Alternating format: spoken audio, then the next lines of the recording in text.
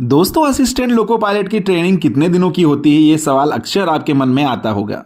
तो आपको बता दूं कि एएलपी में फाइनल सिलेक्शन हो जाने के बाद आपको ट्रेनिंग के लिए भेज दिया जाता है, जो टोटल 151 दिनों की होती है, जिसमें आपकी ट्रेनिंग 3 ट्रेनिंग सेंटरों पे होगी। जिसमें पहले ट्रेनिंग सेंटर पर आपको इलेक्ट्रिक इंजन और दूसरे ट्रेनिंग सेंटर पर डीजल इंजन चलाना सिखाया जाता है और तीसरे ट्रेनिंग सेंटर में रेलवे के रूल यानी G&SR पढ़ाया जाता है।